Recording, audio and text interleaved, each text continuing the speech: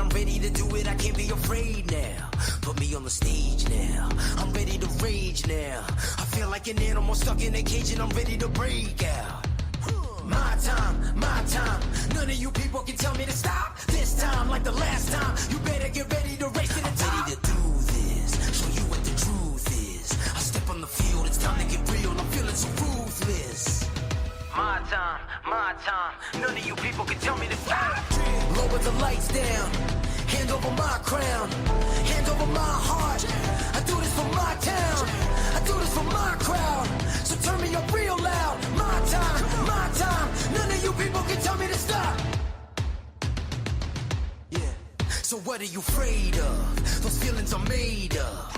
Get in the game, your moment of fame, show them what you made of. It's time that we stand up, it's time that we man up. For anyone asking who is the best, we putting our hands up.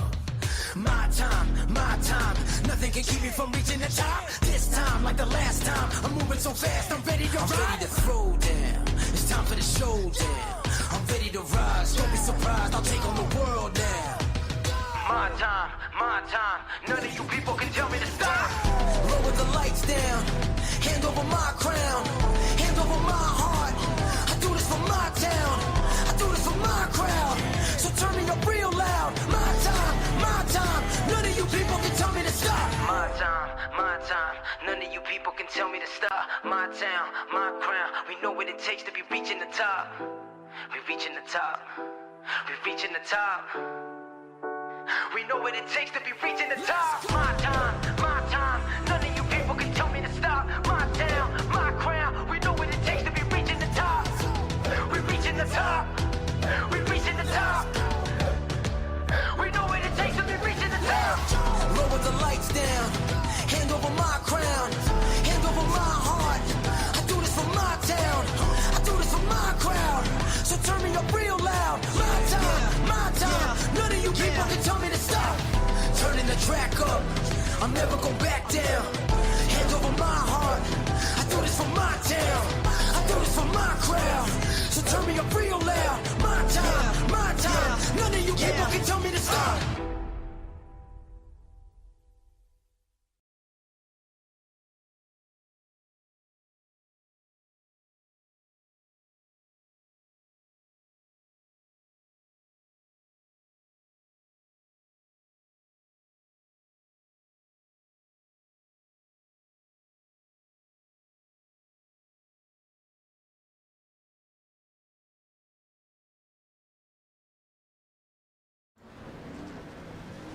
We say good evening, sim racing fans, and welcome to round number 4 here at Chicagoland Speedway. I'm Russell. Joined alongside me tonight is Jordan Kuntz. Now, Jordan, we saw what happened last week at Iowa, and that was a pretty amazing race, to be honest with you. We had green flag pit stops, and, coming in here to this mile and a half, which is the first mile and a half of the season. What kind of racing do you think we could expect here tonight? Yeah, last week was a really good race. We saw Danny go back-to-back, and maybe he can do a three-peat here tonight and unlock a challenge for next week. Of course, he wasn't the dominant truck, but he only led 29 of the 233 laps. But this week, go to a mile and a half, completely different track, and completely different style of driving from Iowa, which is less than a mile track. And I think this track definitely seems to be draft dependent. A lot of cars are going to be close together and could create some big packs, super speedway like racing. Be interested to see how that plays out. See how interesting, how wide these trucks. See if they'll go 4 or 5 wide tonight. And hopefully it can all come out clean. These drivers proved themselves last week at Iowa that they can put on a good show. So hopefully we'll see that here tonight. No, yeah, and especially that, but with how good they were last week, yes, we had quite a handful of cautions, but once again, that track was under a mile, if I am correct about Iowa, and this track is a mile and a half. And as you said, Jordan, it's going to probably be more towards a super speedway style type of racing.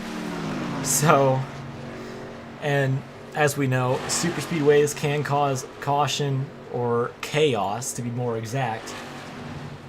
But I think tonight we'll have a good shot at getting that green flag run And on top of that, maybe some more pit stops or green flag pit stops.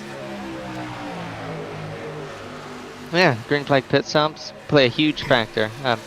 For me personally, I love green flag pit stops. They create a huge opportunity entering pit road to gain up to like a second and a half on some trucks, on some other drivers. So see who can really practice pit road entry here in practice, see who's really good at it. And if it does go green long enough to have green flag pit stops, they'll definitely make up loads of time just from entering pit road good and of course having the right strategy to go along with it. Yeah, for sure. And as you said, you brought up this challenge idea. What exactly is this challenge going to imply if Danny was to go 3 in a row here tonight?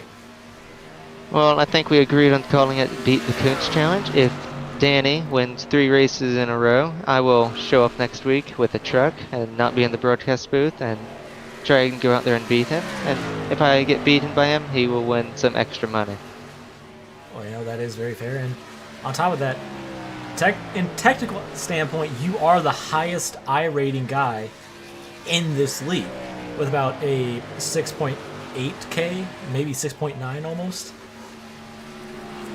6.8K is closer than 6.9, but I-rating can mean a lot in some situations, but depending on the track, it doesn't mean a lot, especially here. I think I-rating will mean a little bit less, a lot of drafting involved, so I think it's all down to how smart the driver is in these close quarter situations, and just can they make the right move, can they save the tires the best, and can they enter pit road the quickest.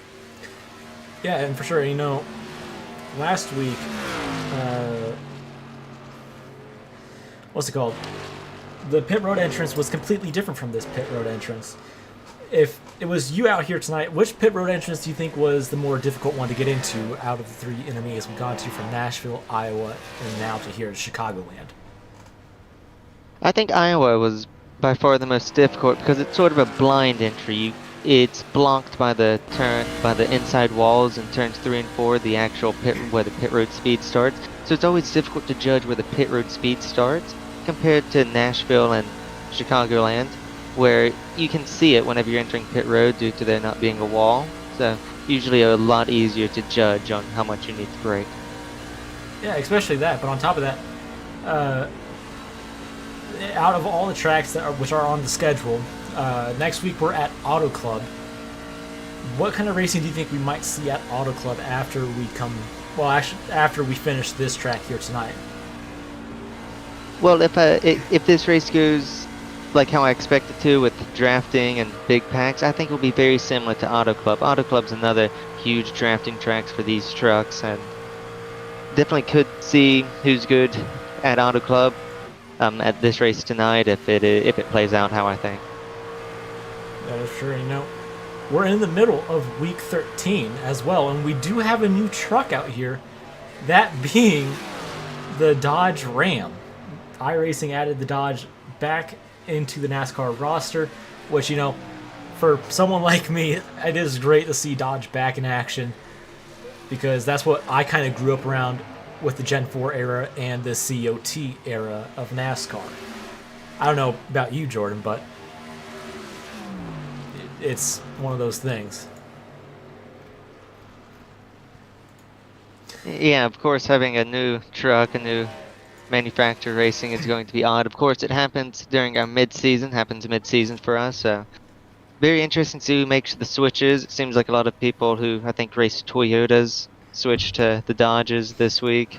DG, Ethan Evers, all making the switch. And see, interesting. I think it'll be a good, fun little thing to track how these Rams, if one of them will win tonight. And which I almost made a mistake on the fuel capacity for the Rams, while they were going to be at 100% and the rest of the trucks were at 80. So luckily we got that fixed just in time. But, for aero-wise, I don't think there's much of a difference for the Ram compared to the Chevy, Ford, or Toyota, since they're all roughly the same aero package, just different body style.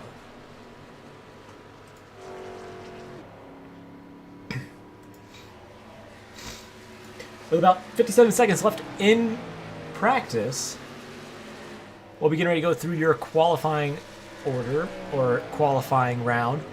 As some of these drivers are going to practice pit stops before the race starts. 133 laps tonight will make up 200 miles for Chicagoland Speedway. You know, as Jordan said, this could end up being a super speedway style race because you lift slightly going into the turns, but then you're right back on the power. However, the thing that these drivers have to worry about is their tires. Unlike Daytona, Talladega, or even Atlanta, you can't just keep your foot planted 24/7. You have to ease it back onto the throttle in a way to where it won't overheat the tires, but also won't burn off that right front. The right front is going to be the most hottest tire on these trucks, as the practice session is officially over and we're going to be switching over to qualifying. So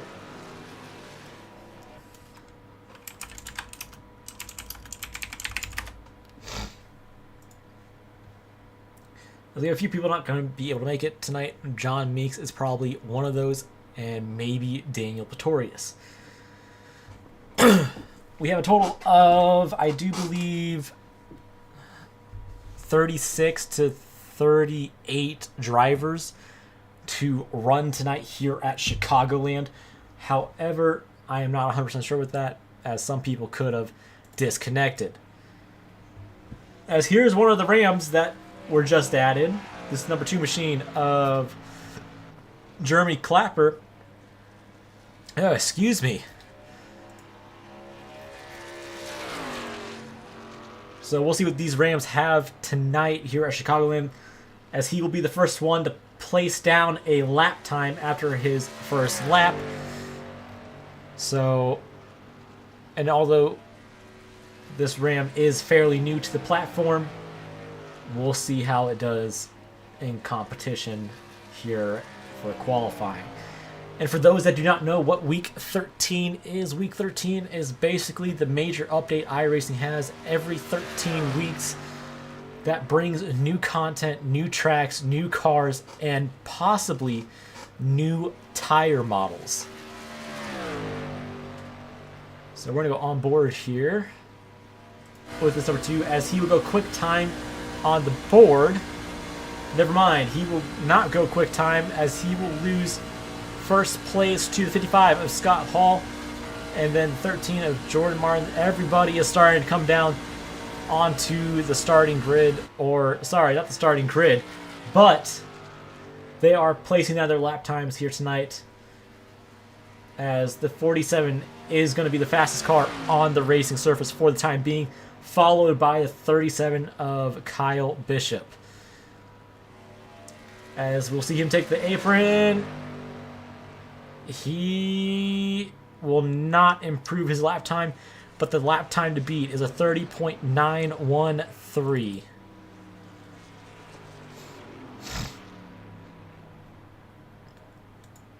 Jordan Coos will be going through the rules here shortly, when everybody is going to come down through, or not down through pit road, but once qualifying is over, and there'll be a 5-minute warm-up. So everybody will be parked on pit road until that is done. However, it looks like so far 25 cars have taken the grid tonight to place down a lap time, as Kyle Bishop will go top of the board and tie Dalton Hayes with a 30.913.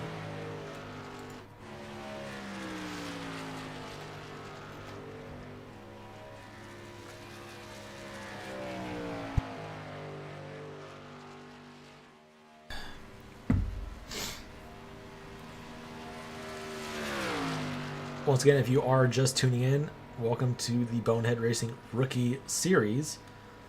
Now, with that being said, we are in the middle of qualifying right now, where 31 trucks have qualified on the grid. The 48 seems like he is done. And here comes the 10. of Cody McDonald. He will run a 31.068, putting him about 16th. But now we got the 98 of Chris Roberts. He is currently 12th as he is practicing his pit road entry, I do believe. Yes, he is. But now the 70 of Robert Armel is just starting his qualifying laps as he will come back across the line to end his qualifying run. I do believe, yes, that will end his qualifying run and put him in the 32nd position.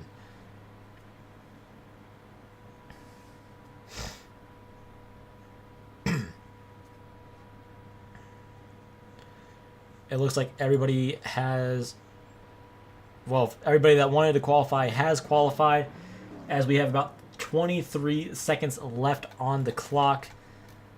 So this should give these drivers a little bit of time to calm down and relax before we go for 133 laps here tonight at Chicagoland.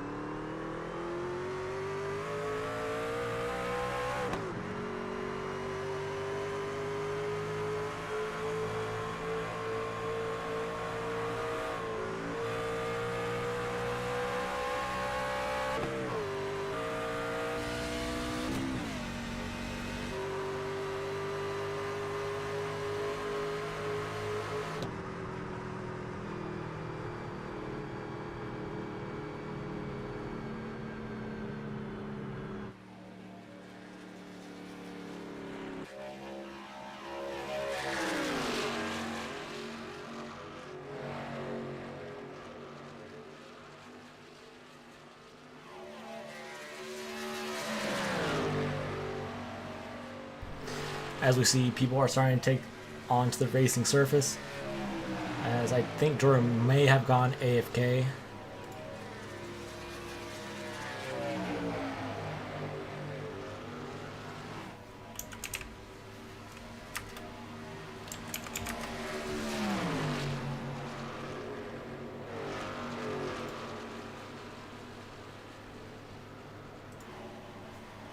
As two drivers I can confirm I think will not be taking the grid tonight is John Meeks and Daniel Pretorius. As Alex Schwint will go quick time in, well, the warm-up, which is quite impressive. So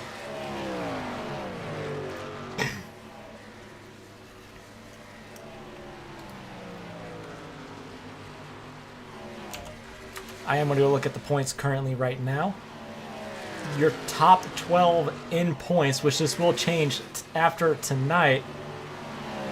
Daniel Pretorius, Chris Roberts, Kyle Bishop, Joshua Heiberg, Justin Anisak, DG Swiss, Orion Brzezinski, Scott Heidman, Nick Salesberg, Thomas Davis, Lucas Edwards, and Patrick Purdy are all at the top 12 above the cut line for the chase.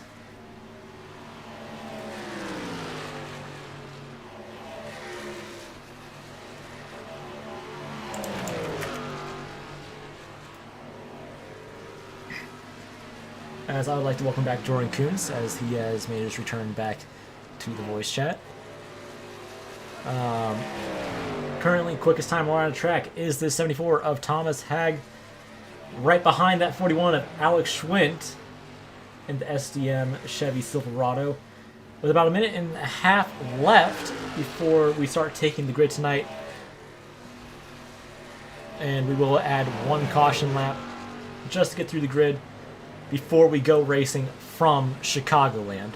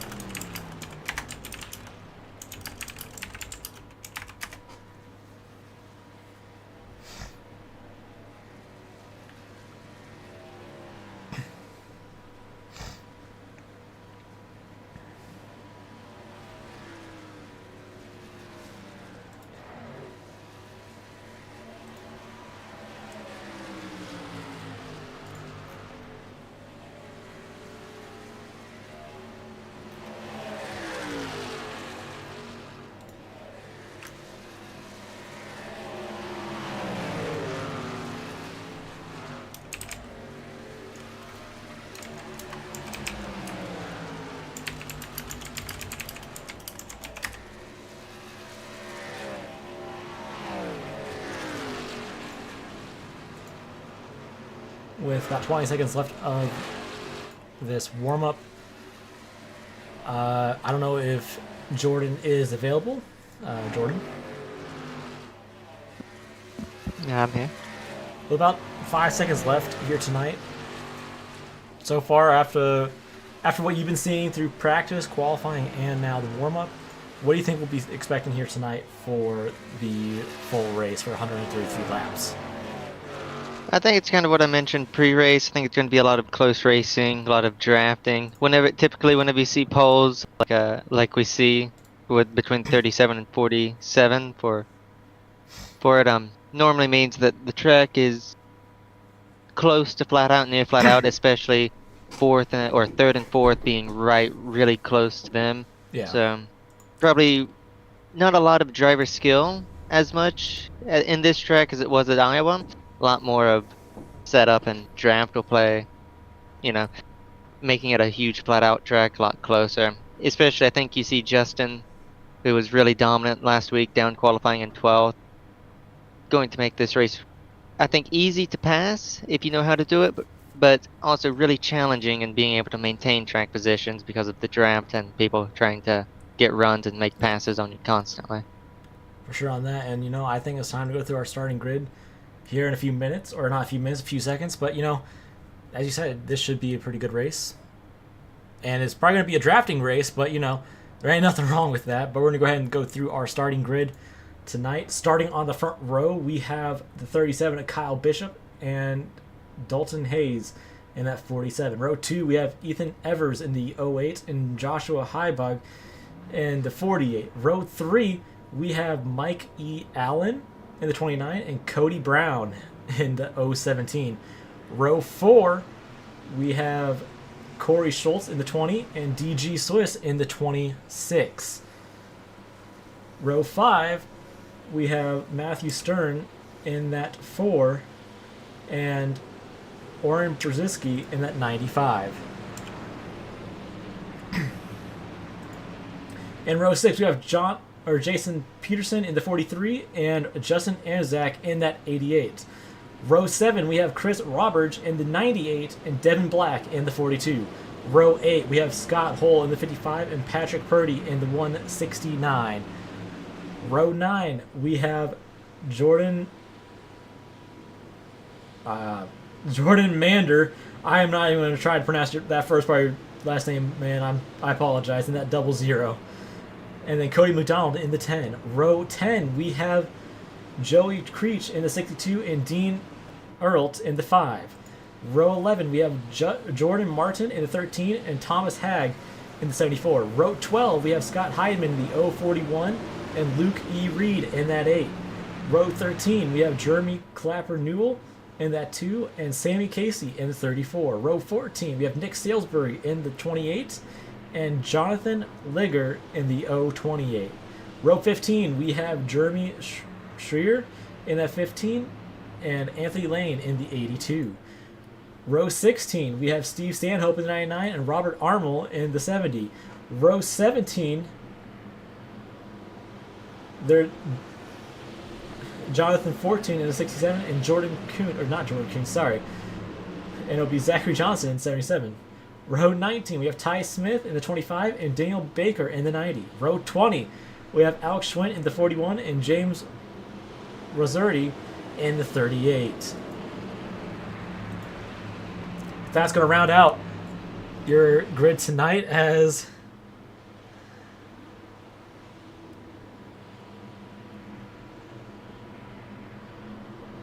I apparently made a mistake and gave these guys unlimited tires. So that is 100% on me. It'll be fixed going into Auto Club next weekend. But the pace car is about to dip off into pit lane.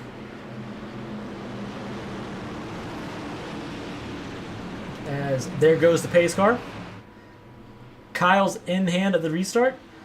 Green flag comes out and we say, let's go racing from Chicagoland.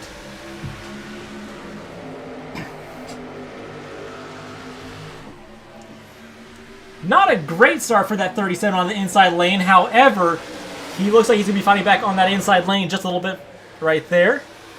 And I'm going to give it on to Jordan. As we see a huge gag on the backpack, 42 is really running the outside line, trying to get a top group going, trying to make it 3 wide, and he will make it 3 wide. 4 wide. For around 15th place, yeah, 4 wide now. As kind of exactly as the double zero gets stored down the track, but he saves it. As this is kind of what I was mentioning in the pre-race, really close racing, draft playing a huge factor, it seems, early on, and causing a lot of people to be really aggressive. Yeah, you know, and on top of that, I think most of you guys are starting to realize, you know, 133 laps, it is going to be a little bit of a long one, as that 169 got into the outside wall there. And now the double zero goes 3 wide middle once again, coming out of turn 4. As not many of them are going to let that slide, but there they go back to 2 wide.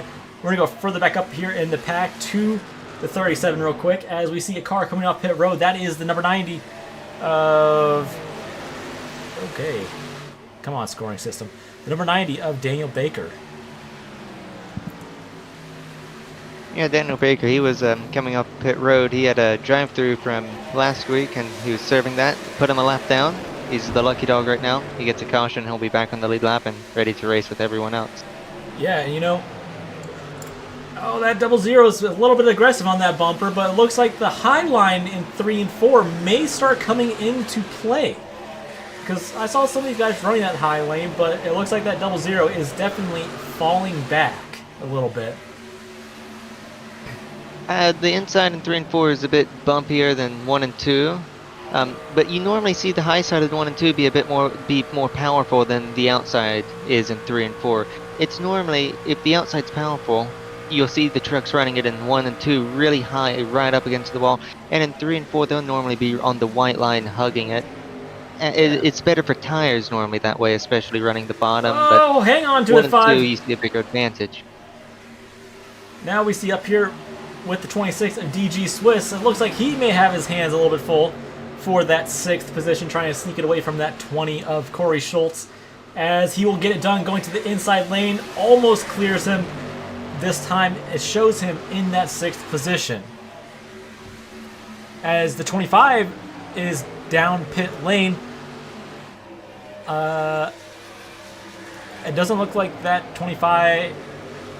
Is the 25 having connection issues, or is... The 25 had an issue. He spun on lap 1 exiting turn 4, and I think he got some damage from it, and it probably is affecting the truck a lot more than he'd like, so he's probably in the pits to use his fast repair and get the truck fixed up and ready to go for the rest of the race.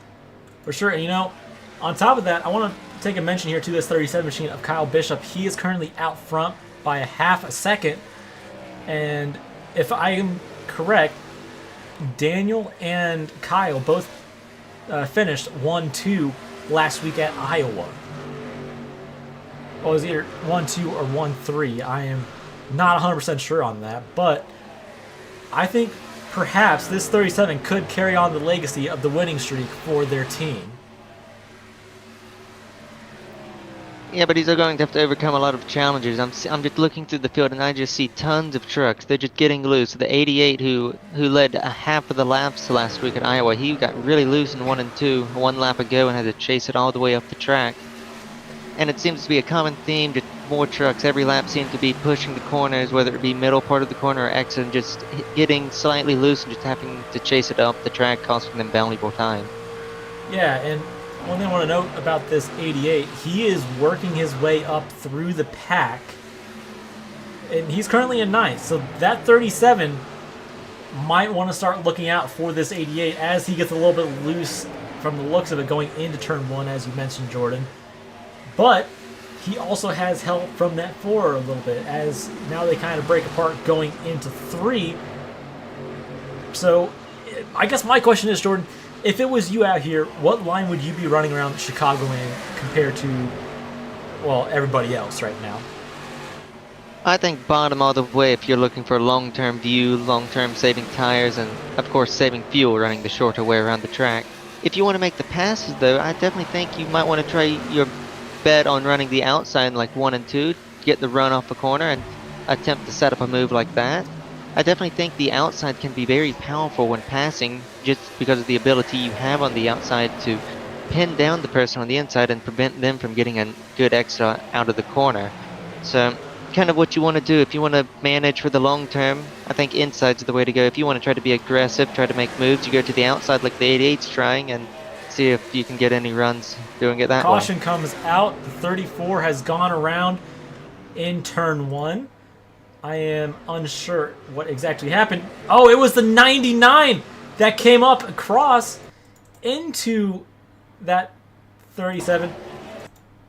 What in the world happened? Never mind. He collected the 41 and then came back up on the racing surface collecting the 34, bringing out the first caution here tonight at Chicagoland.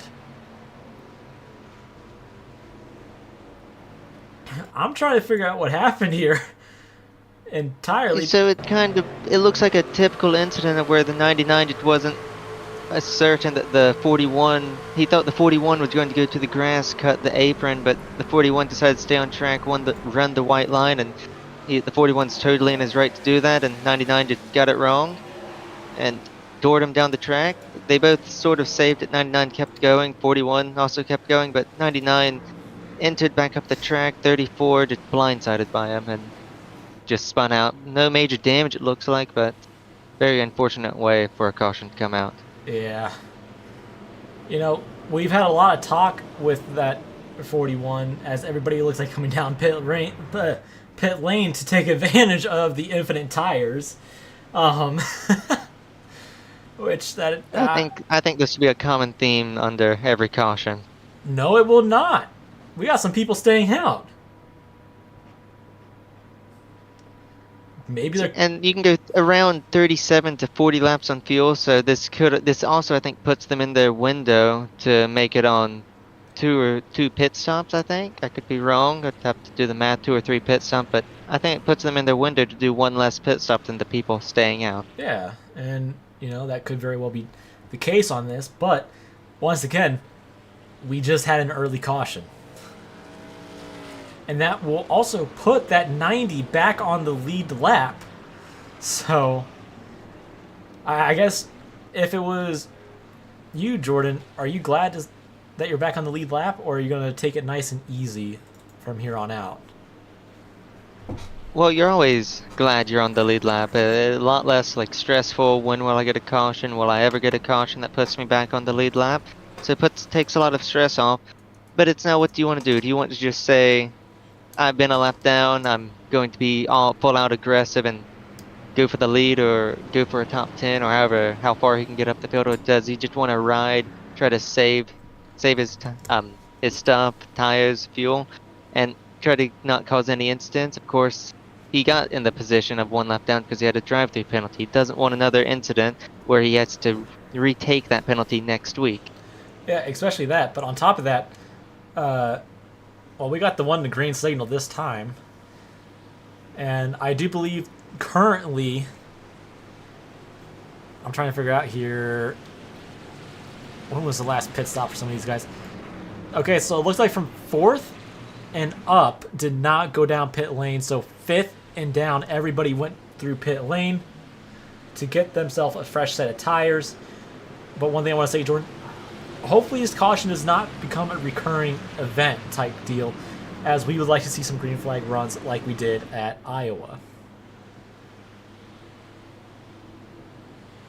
Of course, there could be. I think if we ever see a caution, it'd be a quick caution, but it seemed like draft seemed a bit less than what I thought it would. The drivers were able to get spread out. They were able to get gaps to other cars. I think it would the tires.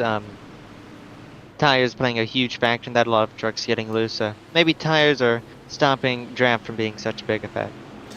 Yeah, for sure. And, you know, going into next week at Auto Club, as pace car dips off, the green flag comes out once again. But as I was saying, going into Auto Club next week, you said that's going to be more so a draft track. But yet again, that track is also extremely wide. As everybody seems like they got a great start. Same with this 98, as he got a great start, but we're about to see how well those fresh tires are compared to these older tires. As that 37 is making a little bit of an aggressive move to make it 3 wide middle, and that'll suck that number 2 back there a little bit, as that 2 will be kind of what we like to call the sucker hole, as he is kind of in a spot where he may not want to be, as they are 3 wide. Now they're going 4 wide. Heads up. Oh, that's not what you want to see. No caution yet comes out, and there's the caution.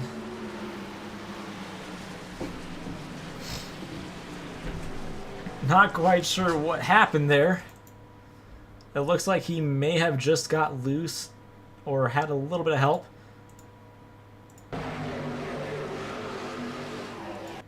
The 08 started coming up the track, and it looks like he did not fully think that 2 was going to be right there in that second lane, causing the 2 to come up in front of the pack.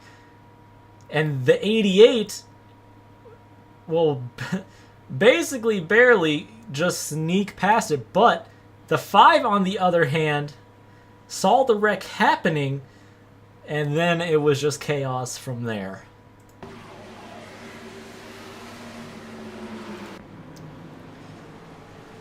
Well, I guess you know the saying, Jordan. Cautions bring cautions, or whatever. Yeah, cautions breed cautions. Eventually it does wear off. So I think we'll probably see a green flag run going. I hope we don't see another caution, but it's good probability. That wreck could have been a lot worse. Got lucky that the 2 cars spun to the bottom of the track and collected the 20. Not that he just stopped in the middle in the racing line and everyone had to scramble to avoid him. So Yeah. not as bad as it could have been, but maybe that'll be different. Maybe we won't have a wreck this time, and maybe we'll get a long enough run for green flag pit stops. Yeah, you know, we see people come down pit lane to take some tires once again. On top of that, the top 4.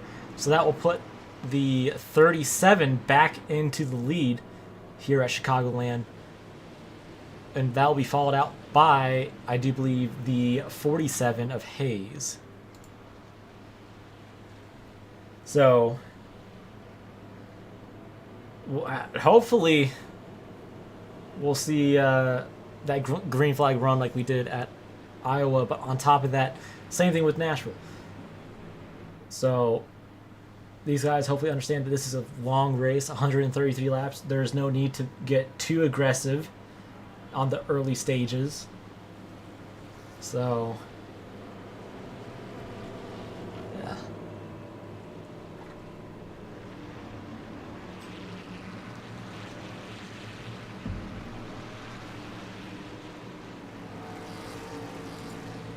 We should be getting the 1 to green signal this time. Leader does have lane choice, so it'll be kind of interesting to see what this 37 does, if he'll choose the inside or outside.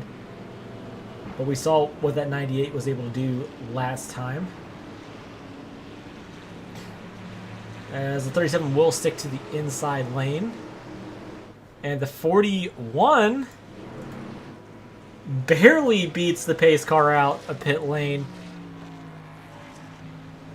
So he will remain on the lead lap, followed out by Nick Salesburg, Luke E. Reed, the 20 of Corey Schultz. The 5 of Dean Earlt. And the 29 of Mike E. Allen.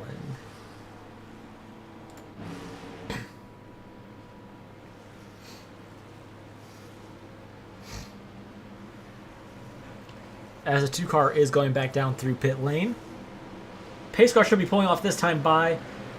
Nothing too major to go on there with that pace car. Hopefully that pace car remains parked in pit lane for another good green flag run.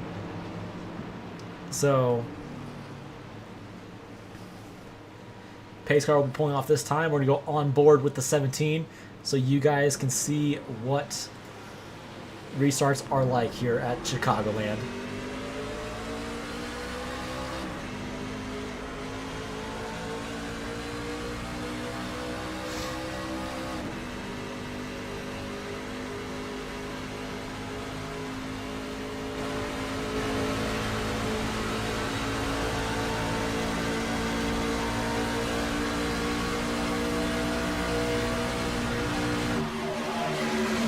As most of the pack is going to be double file, almost 3 wide off of 4, but we do have some battles going on further back in the pack, as now we are going 3 wide across the front straight. Let's see who will come out here, as that 17 will get sandwiched. Hang on, 17. And here comes the 26 of DG Swiss. They will double file back out. Never mind, they are still 3 wide.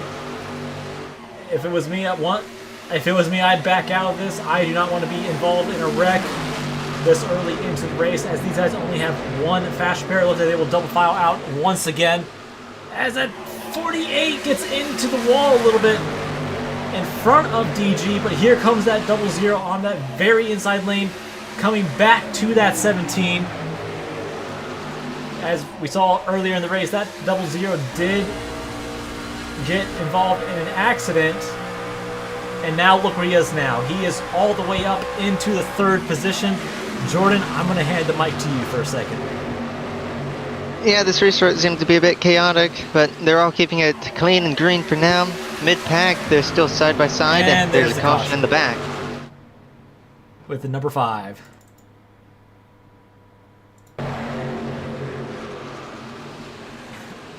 Well, that's what happened right there. The 5 looks like he got really loose going into 3 and 4. We're going to go on board with that 25 on the other hand and see what exactly happened.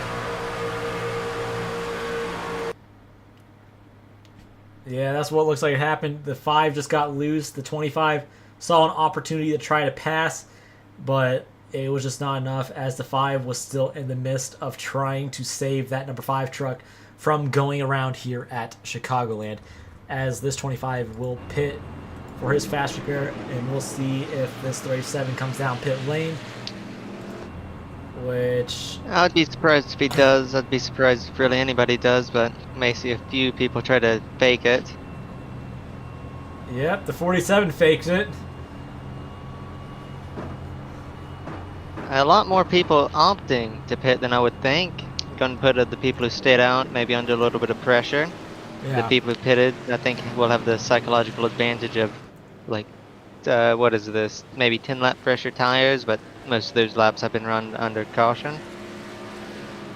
Yeah, you know, that sounds about right for this. But once again, infinite tire sets. These guys don't have to worry about tire sets, unfortunately, which I could have sworn I set the tire sets, but apparently I did not.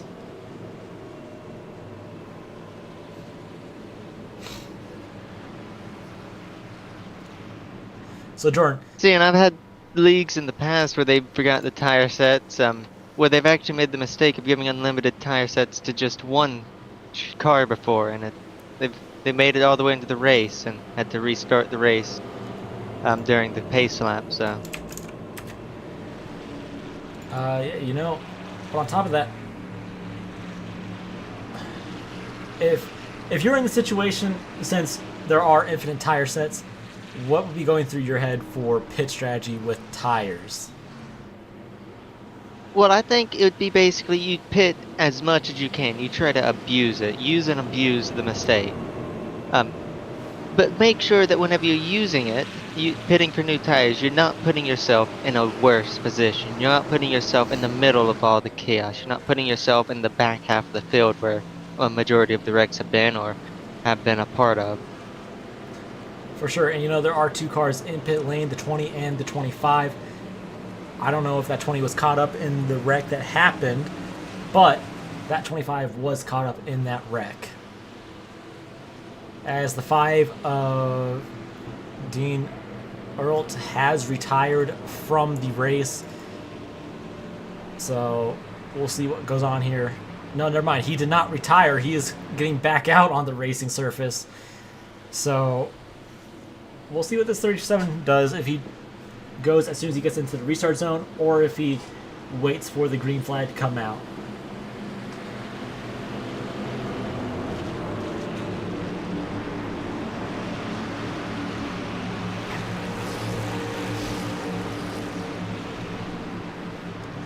As I would like to welcome John Meeks to the booth.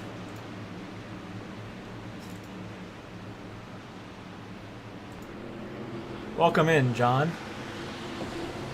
Green flag comes out once again here at Chicagoland. That 37 got a decent start, but that 17, or not 17, the 47 is going to be right there on his outside, but that 37 is getting way out front there. And just like a plate track, that is probably the last thing you want to have happen. As they are 3 wide further back in the pack. So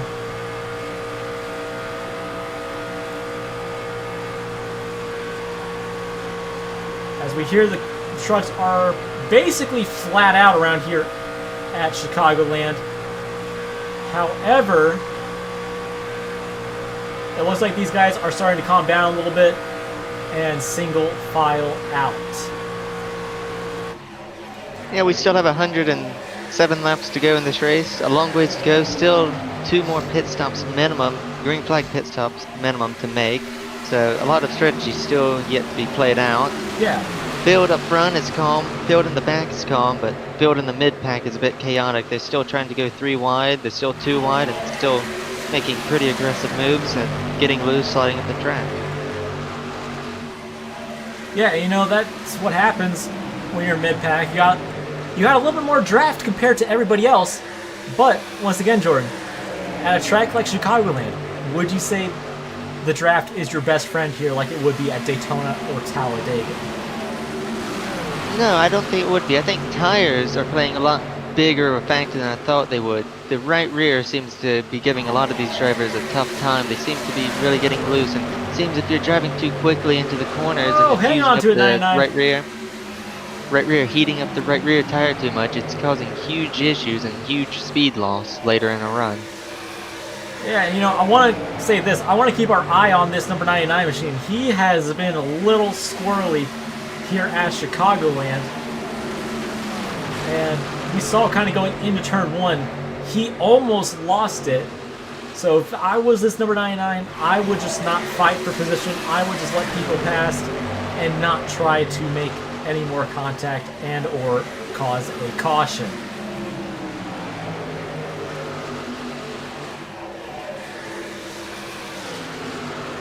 As there's a record of 2, the 90 car spins. He gets loose all on his own, slides up in front of someone, and gets spun in the process. The 62 also involved, but looks like he gets away with light damage to the front right of his truck. Yeah, Oh, no, that's not what happened.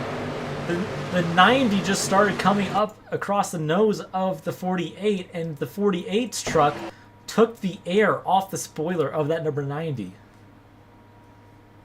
Because it didn't look like he was chasing it up the track until he got in front of the number 48.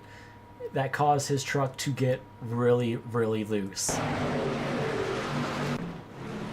Yeah, looking back at it, that looks to be the case. I don't know if it's something to do with the new iRacing update, but that looks like a lot more extreme than I've seen in the past. It looks very odd. It looks like a huge air bubble that there was, just causing the 90 car to get extremely loose. Something I really haven't seen that much in iRacing. in the past. No, yeah, they do have that ability when the car gets the air taken off the spoiler. That does get your car decently loose, but that one was really odd as the 37 is coming down pit lane, and here comes the pack. Well, a majority of the cars, of course. It was a majority of the cars in the top 10. And it looks like a good handful of them will also stay out as well. 98 and 4 will be your front row for this restart. Well, Jordan, 3 cautions in. And as you said before we got on broadcast, you're hoping for about 4 cautions. Do you think that number has changed now?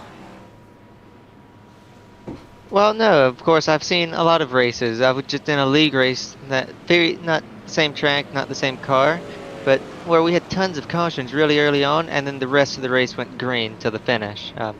So I think something very similar is a possibility to happen. Hopefully these drivers figure it out.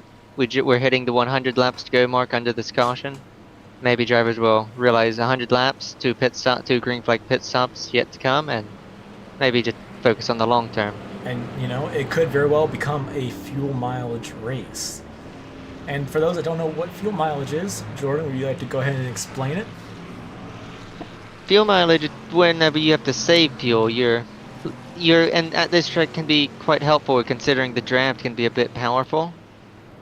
Just going 80% throttle down the fuel can save you many extra laps, and if you can make that 1 less pit stops than your competition, you can easily save 30 seconds of race time. Yeah, when it comes down to the fuel mileage, when you run out of gas, you lose a lot of time, and I mean a lot of time. Because once that truck is out of fuel, you start to fall off the pace relatively quick, but it could definitely still put you in a situation where you could maybe still win the race if you were far enough ahead. I've seen many times in past league races where the driver who's tried the strategy has actually ran out of fuel exiting turn 4, but they've had a teammate behind them who took the extra pit stop, who ends up behind them and will push them across the line. So it could also be a bit of strategy of having teammates who can help you if you do run out of fuel. Yeah, that is for sure. But pace car is about to dive in, this time by off of turn 4, with the new race leader being this number 98. So we'll see what this number 98 has compared to the fresh tires, considering he is on 15 lap old tires. So green flag comes out once again. He gets a great start on that inside lane, and we'll see what happens here going into turn 1.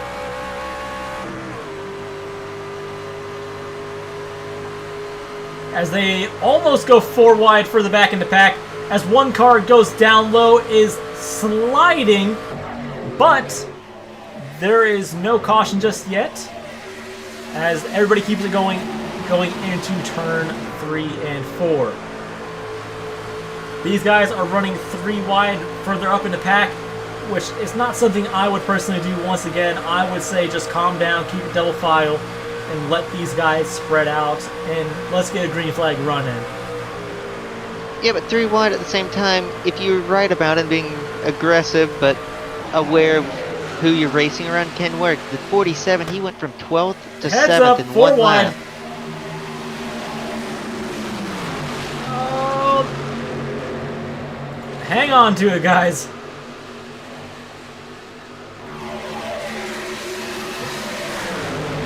Yeah, these guys, I guess if you want it, go get it type deal. But these guys got to give each other room. As that 26 is a little bit loose coming off turns 1 and 2. That 08 also gets loose, but now it looks like they are double filing out once again here at Chicagoland.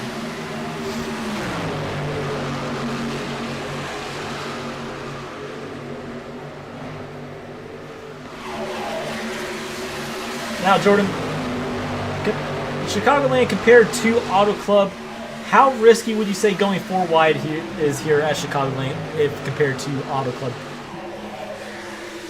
Well, going 4 wide in general is very risky anywhere. No matter what track you're at, it's always risky. This track, you can make it work maybe on the front stretch because you have a lot more room with the apron. But whenever you start getting onto the back stretch and the entry to the corners, it becomes really tight and challenging to navigate, especially with a loose truck like these drivers have tonight. Auto Club, I don't know what we're seeing. We're seeing a huge battle for 4th. Cars are really entering the corner really low, but Auto Club is it's a lot wider, so you can might even see 5 wide next week, but 4 wide is a lot easier because of the room you have at Auto Club, but no matter where you are, it's always going to be challenging. Yeah, as we see a little bit of a 3-way battle going on for the 6th position. They are 3 wide, and let me tell you, this is getting a little hectic up front, but it looks like they will double file out once again as we'll go on board with the number 10 machine of Cody McDonald. And you can kind of see that's what he's kind of looking at in his rear view mirror with that 13 as DG gets a little bit loose, going for a little bit of a spin, but he will gather it back up together going into turn 3. The 34 just misjudged it by millimeters. He barely clipped DG and just spun him into the corner. DG managed to have a lot of skill to hang on to that and not cause another incident while rejoining the track. Yeah, and you know, that's definitely... you got to be careful when you judge things like this because it could cause a wreck and it could get everybody piled up. But we're kind of sticking here with this the 26 of DG. And, you know, I don't know if you've raced against DG, Jordan, but he's been pretty dang consistent the past few weeks when we've seen him run. Yeah, he's been consistent. He's always around the top 10 area. Exactly what he needs to do to make it in the playoffs. Just quiet contender. Maybe we'll see him improve, get fighting up at the front in the top 3 positions later on in the season. And be interesting to see what comes of his consistency. Yeah, and you know, with the mention of the chase, it's not too far away. We're getting closer and closer to it. And, you know, so far from what we know, DG has kind of made a little bit of a statement that he's quite happy where he is in the point standing. But for those that do not understand what the chase is, we have a different chase format that rewards consistency and not like out-of-pocket wins, if that's what you would call it, Jordan. Yeah, definitely not out-of-pocket wins. Not really any winning ends. No huge bonus points that carry over to the next round. Of course, points carry over to the next round. So points don't reset, so consistency means a whole lot more. Well, I'm going to correct you on that. They do reset only twice. Going into the round of 12, they all reset to bring the playing ground even, and then one last time for the Championship 4. However, when they reset for the Championship 4, there is the win bonus. To where if you win, let's say DG makes it to the round of 8 going into the Championship 4, and he has a total of, let's say, 2 wins.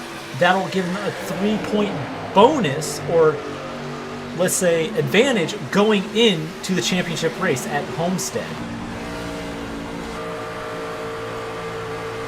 That's what you would say, Jordan, of course. Yeah, I could have used those points back in my season whenever I ran at Homestead. Whoa, heads up 41. Almost got into that 26 of DG as he will get the wall a little bit. Oh, we got Rams are everywhere back here, Jordan. Rams are everywhere, but also the trucks, they're all over the track for 20th spot. Sometimes feel like they need to look down at what position they're running and saying, 20th spot, still 90 laps left of the race. Is it really worth it?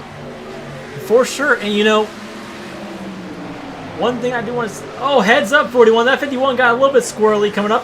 Oh! Dang, that 55 was pushing up the track really hard. But one thing I want to mention about this 41 machine of Alex Schwint, He was suspended for one race for exceeding our penalty point system, but he is back out here tonight at Chicagoland. And, you know, it's good to see this 41 back out here. But for the most part, it looks like that 41 is not going to...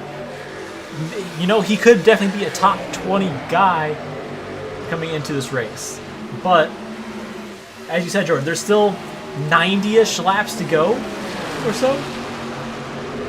As the 41 slides up in front of the 95, a bit of an aggressive move. 95 has been blinking out. He was in the wall in the backstretch. And, you know, Jordan, one thing I do want to mention here with this 41, as they are wrecking further back, 67. but they will keep it going. Another impressive save. That's the third impressive save this run. That'll mess up a little bit of the back end of the pack, but he did manage to save it, and the race will remain green. But back to this 41 machine, he has definitely improved since Daytona, so it's good to see him out here battling it out for that 20th position. However, I want to go back up here to the front as we kind of have a battle going on for the lead between the 47 and 00, coming back to complete 50 laps here tonight at Chicagoland. Now, there is one person in here that I do want to get some feedback from, and that is the number 24 of John Meeks. John, you weren't able to show up tonight or make the time, and you know you didn't show up last week to Iowa. How do you think you're going to fare going into Auto Club next weekend?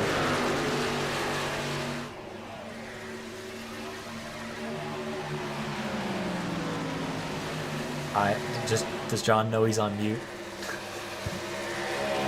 Let's see if I can try to get a hold of him.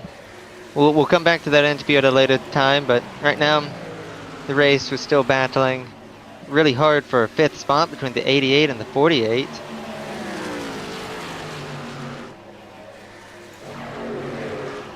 Well, yeah, remember, these guys are teammates.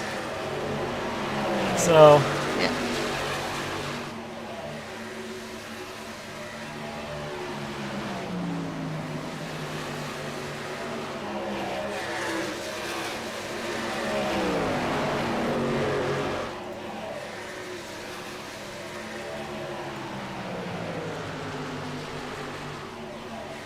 But we are perhaps a few laps, well, what do you think, or how far away do you think we are from green flag pit stops here, Jordan?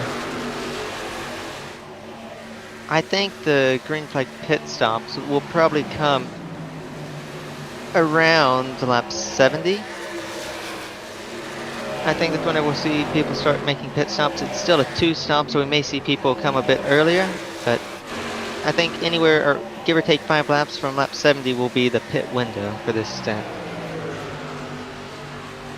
Yeah, we kind of have a little bit of a battle going on here for the 16th position, as we have 2 cars on the inside, 2 cars on the outside, 3 cars on the outside, as DG will make his move, sliding up in front of that number 29 machine, and he will get the pass done as they make contact going into 3. Hold on to it, and another save from these guys. Good Lord, I don't know about you, Jordan, but I would have probably, you know, I would have probably needed to change my pants after that one.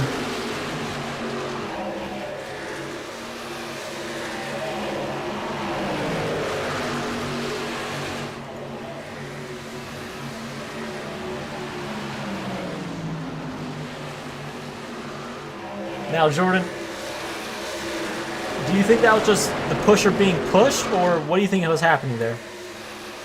Well, I think the best part is I don't think we'll really know what actually happened there. It could have been that he maybe used a bit of a different lifting point, lifted earlier, trying not to spin out from the car being really loose or something, and the other person just diving the corner more, or could have just been maybe he's behind someone, he just could have just missed his point and got into him. So I don't think we'll know, but didn't cause a caution, not an issue. We move on, everyone's clean. Yeah, and you know, we got the little bit of a battle going on for the, I do believe, 19th position.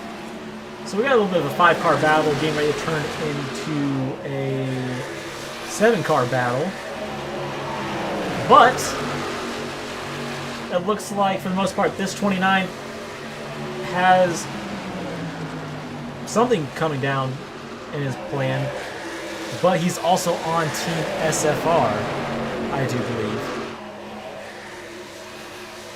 As we do have a car in the pit lane, the number 34 of Corey Schultz. So, yeah. I think Corey Schultz may have retired. Would you like to confirm that, Jordan? Corey Schultz is still out on track at 34 of Sammy Casey, who's in pit road. I'm not certain Sammy on why Casey. yet. He's not left the session yet. As we do have one guy coming down pit lane, the 29 of Mike E. Allen. Looks like he'll be coming down pit lane to possibly get a fresh set of tires. As there goes the 34 back onto the racing surface.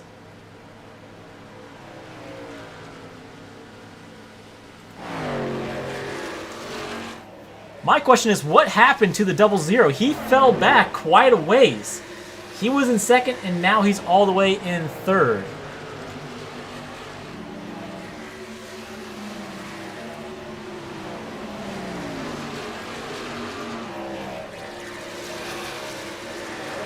Well, and up at the front, Justin is in the draft of Kyle, and Justin is running quicker lap times than the leader, Dalton. Dalton, who has a 1.5 second lead on the 37, seems to be pulling away, but if the 88 and 37 can get together, of course, they're not teammates, and just start helping each other out, they could definitely catch the 47 before the pit stops.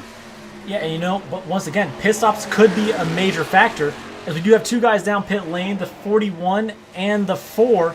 They are coming down for their pit stop, and you know what, Jordan? You may have been, it may be 10 laps early compared to what you wanted to see, but we could definitely see a lot more come down around that 70 lap mark as we get closer and closer to it.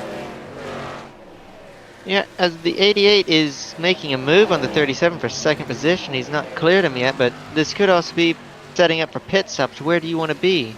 Whenever you pit, do you want to be in second? Do you want to be in third? If you're in third place, which is Kyle now, you can be a bit more secretive on when you pit. You don't have to call it out. While the 88, now that he has a car behind him, has to call it out before he pits, just so he doesn't get rear-ended. Yeah, that's for sure, but there's only so much that can happen here.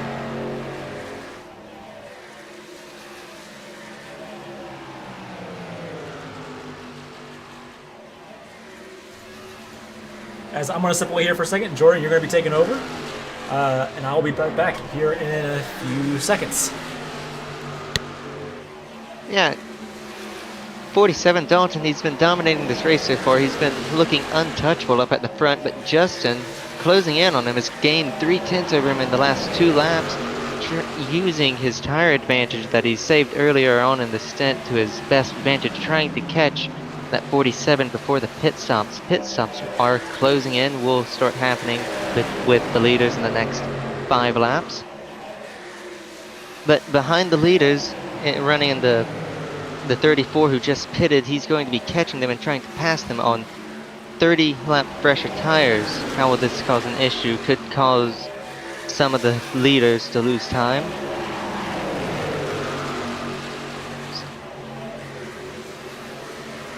As further back, the 00 seems to be getting really loose in the corner, trying to hold on to it. Just waiting for that pit stop to get new tires on and have a much better handling truck. 34 now passing the leaders.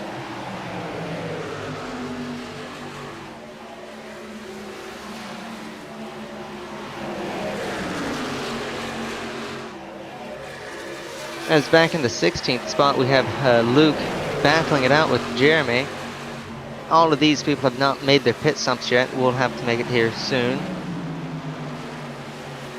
As it's a really big pack relay on in this run, draft is still playing a huge factor in this race. Not as big as I thought in the pre-race, but Yeah, it's still helping these people. Maybe they're trying to play the long game, go longer, save their fuel, maybe even try to make one less pit stop. I don't know if that's possible, but the 08 is pitting this lap. He's pitting from the 11th spot. The 15 also pitting from the 17th spot. And you know, Let's see how they manage. This could be where we start seeing some strategy come into play to try to get back out front. But that 47... As the 00 is one of the first people inside the top 10 to make their pit stops from the 9th position. Yeah, and you know, the 40... I want to take a note here. The 47 is starting to lose ground to that 88. So... As the 7th spot, Joey, in the 62, he's pitting this time. He brakes really early for pit road. He's going to lose loads of time on pit entry compared to people around him if they know better when to brake for it. Yeah, and you know, that could also affect how quickly you get off pit lane. But I'm interested to see when these top 3 or top 5 people start coming down pit lane.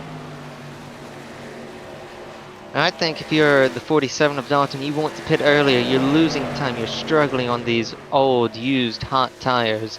Maybe pit earlier, try to get that gap, get a bigger gap to the 88, and then just manage it from there. Of course, pitting this early, we still have to make one more green flag pit stop. Yeah, that will happen if they pit now at around lap 110. Yeah, you know, if they use the full fuel tank. And you know, we just got to the halfway point as the 88 is making a pass for the lead. And we'll see what he has for this 47. But once again... Yeah, the 47 pits. And there we go. That's a perfect example of when to time pit road entry, making sure the 88, he cannot pit on the same lap as you if he's to the outside of you. Exactly something I would have done right there. Well, that 47 is, I think, a 4K I rating guy, the same as this 88. So, now will this... The 88, I think, is pitting this lap. Well, we'll go on board with him.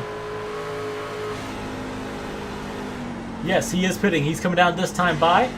And there's your look on what it's like to come down pit lane at Chicagoland.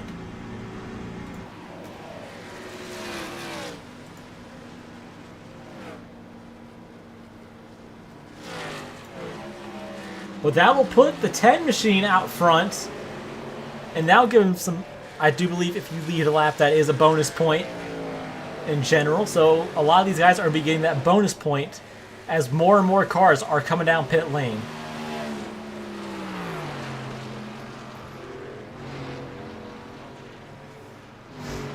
And here comes the 10 down pit lane. And the 82 is also coming down pit lane. The 169 is coming down. 95, and I think that is the 28? No, that is the 29? I don't know what number that is. It's a 20-something. But... Lap 71 is a popular time for pit road. There are about 10 trucks on pit road. Definitely stretched at the max on fuel, all of these people. Yeah, and... You know, we're going to go back over here to the 47, and he has kind of got back into the mid-pack section, and I think this may put him back up there in the front, maybe the lead, perhaps? I'm not 100% sure, but he is making his way through these cars as he has company with that 48. Did DG Swiss pit yet, or is he just coming out of pit lane? He's coming. He pitted lap 71. He's just coming out of pit road. Yes, he actually just had to avoid a wreck that happened on pit road.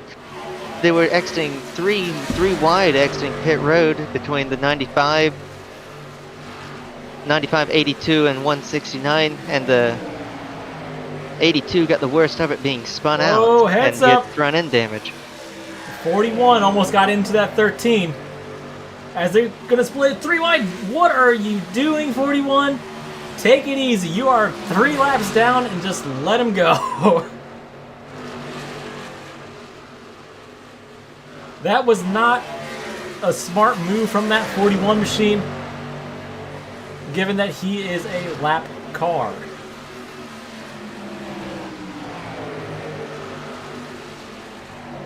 but that will put the 88 out in front. So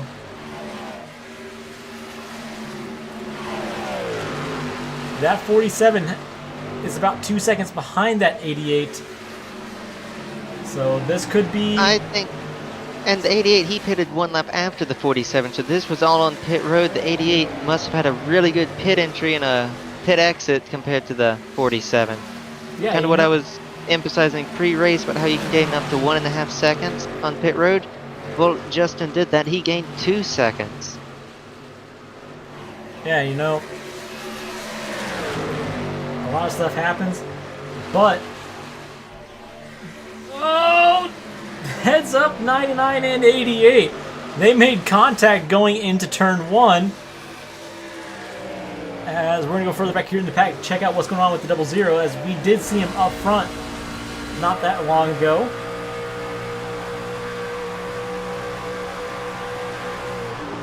The 00 is still up front. He's less than 5 seconds away from the leader in 5th place. 6th place now? Yeah. Or no, not 6th. He's still 5th as the 37 got past the 48 that lap. You know, one thing I want to ask here, just to see if my scoring system or my track map is wrong. It says we've had 4 cautions. Is that correct, Jordan, or did we only have 3? We have had 4 cautions, all really close to each other, with the last one happening on lap 30. Okay, I just wanted to make sure my scoring system is correct and it wasn't throwing me off. But the 42, on the other hand, he's currently sitting in 8th position, trying to make a move on that 4 from the looks of it, as he is right to that bumper, now looking to the inside. And going into 3, he will complete the pass. We're going to go a little further back here in the pack. See what we got going on back here. We got a little bit of a battle going on between Nick Salesburg and the 15, perhaps. Which I do believe the 15 and 26 are both on the same team. So, you know, it could very well be a good thing for those 2 trucks to get hooked up together, as DG will make the pass on the inside lane from the 28, and that will rocket him in front of that 28.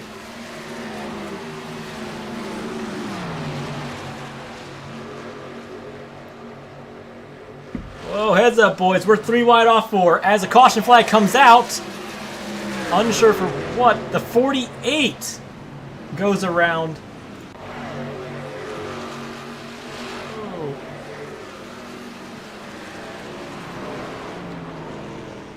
Now that one, I'm trying to figure out what happened with that.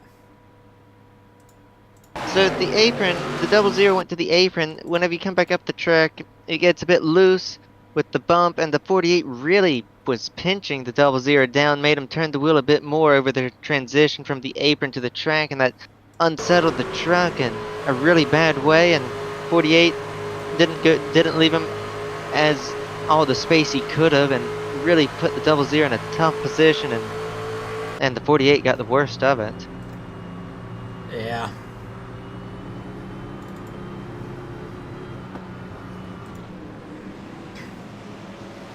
You know, I think that could just be a racing incident, in my opinion, in a way. But on top of that, if it was me in that 48, I would have probably given a little bit more room going towards turn 1 to keep the green flag run going, because now everybody's going to be bunched back up. But that will allow some people to get back on the lead lap. So, I mean, while he didn't leave him all the room he could have, it's not his job to leave him all the room. It's a race for a reason. You need to make sure to take all the advantages and use all the tracks you possibly can. But sometimes these are the outcomes whenever you do that, whenever you try pinching the cars down lower. You get spun out, and unfortunately that's what happened here. yeah, you know, we got some people coming down pit lane to take their fresh set of tires. So we'll see who's going to be the first one off pit lane, which if I had to guess, it'll probably be that number 88, unless if someone takes a 2 tires stop. I think 2 tires would be a big gamble with how loose this truck has been this race. I think 2 tires would just only exemplify that issue, causing the truck to be extremely uncontrollable through the corners. Yeah. But you know, that puts pretty much everybody up here behind the pace car back on the lead lap. So, you know, that's probably good news for these guys. But on top of that, there are other cars multiple laps down, one being the 41 and the other one being the, well, not the 67. The 67 is still in pit lane, but he will be going a lap down this time if he does not come back onto the racing surface. As we should get the 1 to green signal this time. And that'll allow everybody in front of this 88 to get their lap back here tonight at Chicagoland.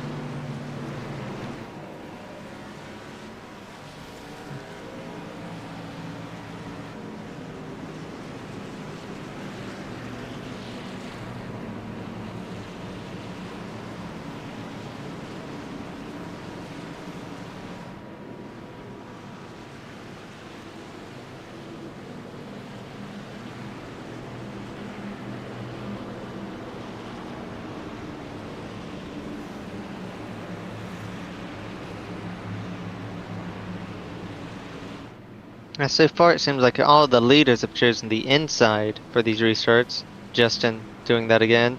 Inside can get a huge advantage, shorter way around the track on the restart, and normally slower speeds, and 1 and 2 you can go flat out, usually why the inside is a more powerful and a much more popular choice. We'll see if it works for Justin this time, or if the 47 starts on the outside of him, can use the outside, pin him down and get the momentum off the corner. Yeah, you know, pace car is pulling off this time by. And so far, these guys have had great green flag runs. And let's see if we continue as we are back underway here at Chicagoland.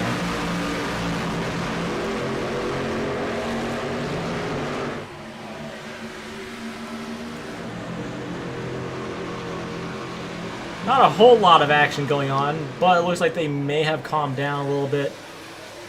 And understand that this is not... As we got trucks going around the backstretch, caution flag will come out once again. 13 is around, 10 is around. Jesus Christ, everybody is just around. I am unsure what happened here.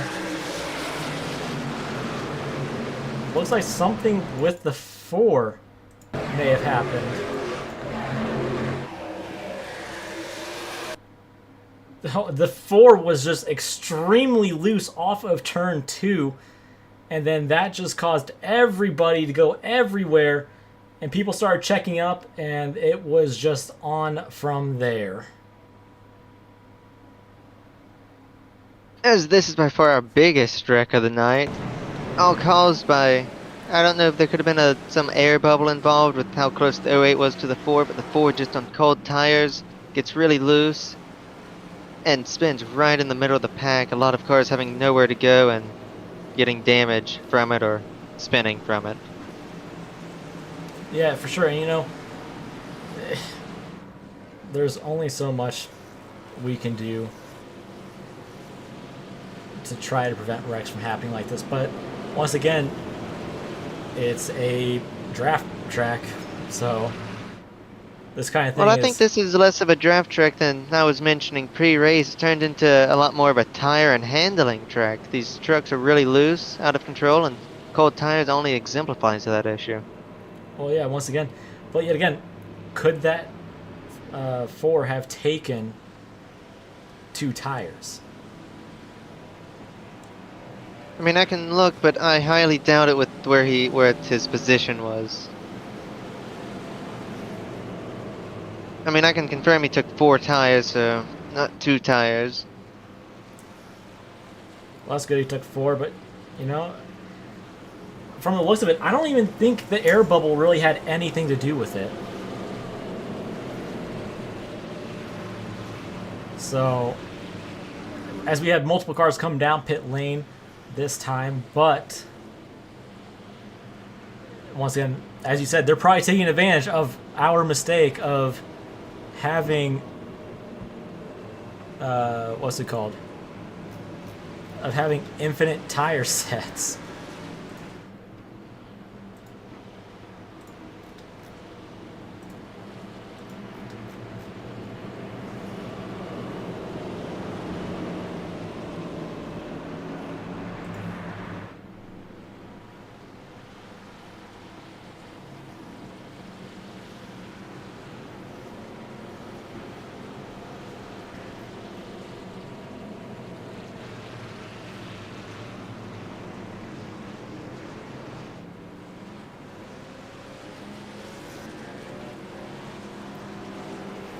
So it looks like perhaps the back half of the field or a majority of the cars still on pit lane have used their one fast repair and were taking their time to repair the car.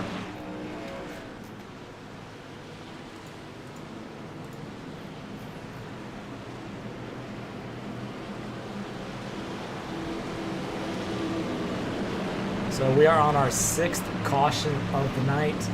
Getting ready to go back green here at Auto Club as soon as we get out of turn 4. That pace car will dive off back into pit lane.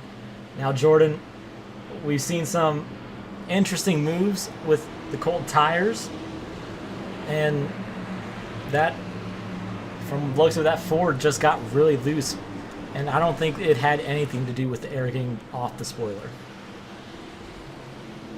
Yeah, well, cold tires definitely was a cause of it. Tires are a bit warmer this restart, so we'll see if that happens again, but should be hopefully nicer feeling, nicer handling trucks this time around. For sure, as we are back underway here at Chicagoland, that 88 gets a great start, and he will get quite ahead out front, as I will get him about a quarter of a second out front. So we're going to see him come off turn 2, coming down the backstretch this time, as they are going 3 wide for second place. And easy there, guys. Come on. They'll make it off turn 2. That 37 almost got into one of the trucks, but that 88 is still holding on strong with the 47 behind him. But that 47, on the other hand, well, that 47 needs to start maybe managing his tires a little bit as they are wrecking further back in the pack. And that'll bring out another caution here tonight at Chicagoland. I am unsure who was all involved. It was the 98.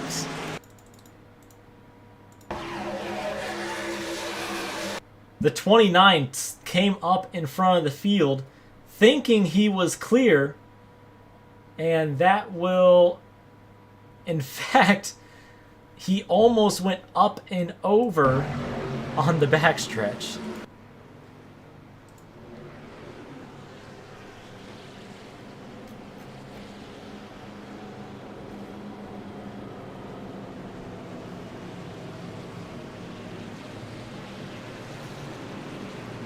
Well, Jordan, I guess we know cautions breed cautions.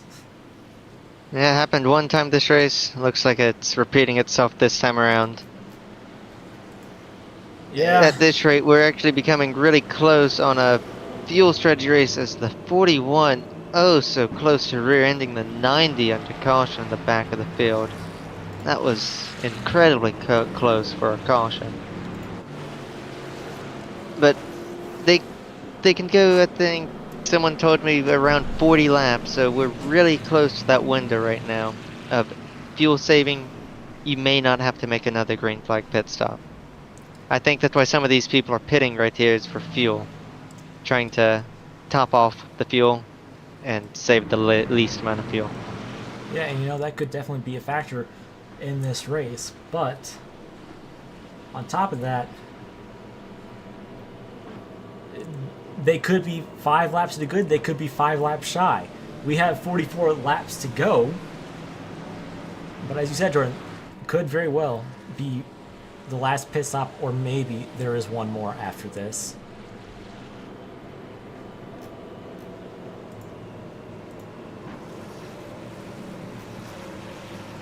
Well, earlier in the race, and I think this is the max they went, it was, I'm just going to use DG as an example, was he pitted lap 31 under caution. He did not make another pit stop until lap 71. So, 40 laps, and I don't know if he was fuel saving, but I don't think he would be with that sort of run. I think they can make it to the end on fuel if they fuel save. Just go 80, 85% throttle in the draft and whatever. And it's definitely a real possibility that some of these people will be fuel saving and make it to the end. But there's also a high chance these people who stayed out will not be able to make it. Exactly. As we're getting one green signal this time, hopefully we get that green flag running that we desperately want to finish off the night here strong at Chicagoland. I almost said Auto Club, but it would be nice to see these guys get together for the last 42 laps here at Chicagoland.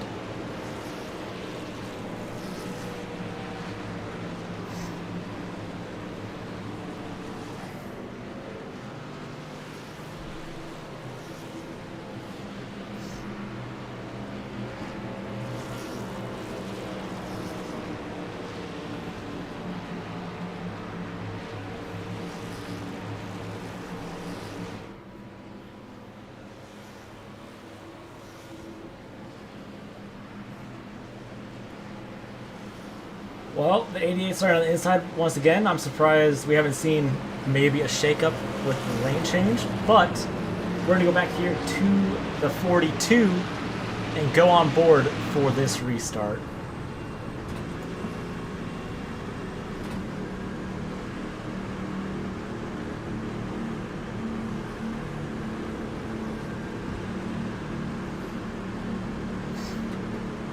The green flag comes out once again, going here to the start finish line, and we see that 88 just from this driver point of view got a great start.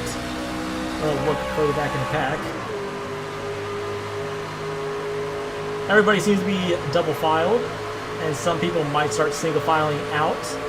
That's what exactly what we want to see is people start as they are wrecking in front of the pack once again. The 08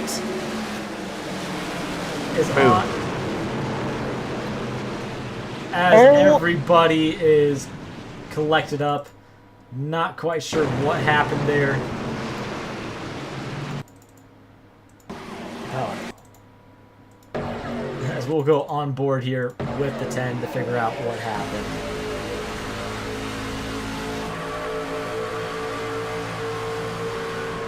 And I would like to welcome Nathan Ward to the booth. I know you're joining in a little bit late. I was officiating. So, fun stuff. Now I'm here, and I'm seeing the biggest pile up I've ever seen. Well, this is the second biggest one of the night. I'm trying to figure out what happened here with the 10 to 10. The 62 just seemed to misjudged it and just doored DG into the wall on the backstretch and then lost it himself. And I think what it sounds like over the voice shed that people just overreacted to it. I will have to be right back again. Sorry about that, boys.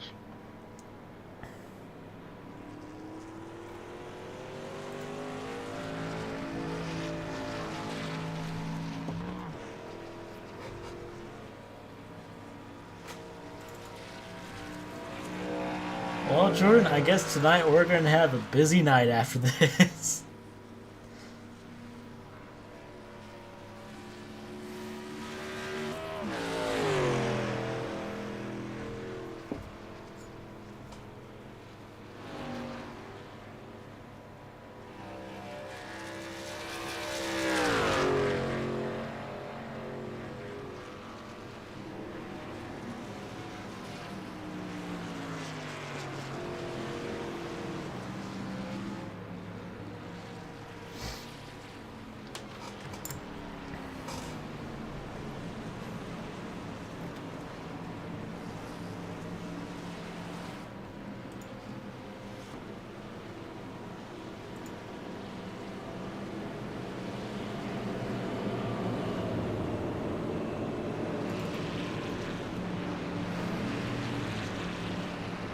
Now, Jordan, with the closing laps getting closer and closer, but we still have about 39 laps to go here at Chicagoland. Do you think some of these guys are being a little too aggressive, or do you think this is kind of expected coming to the final laps? Well, I think it's almost always expected that you're going to see a lot more aggressive racing, but some of the ways the wrecks have been happening this late just seems to be a bit of an oversight from the drivers not being completely aware of their surroundings, not being completely in control of their trucks.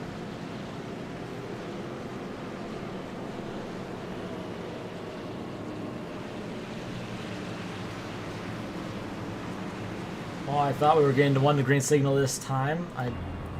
Everybody's doubled up. Apparently, did we have someone wreck under caution or something? I think it was a few cars stopped on the front stretch trying to let cars by. Not certain.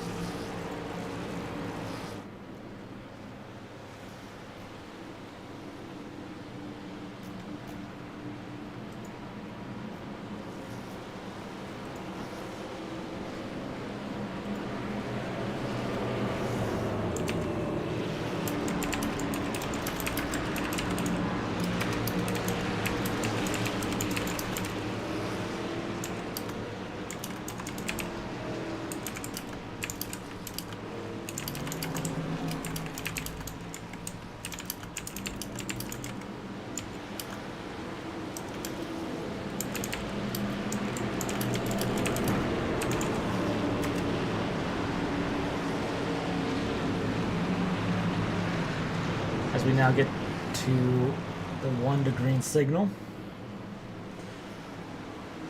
Let's see if these guys can hold it together and finish off strong here at Chicagoland, as we will be coming back to 37 laps to go once we take the green flag.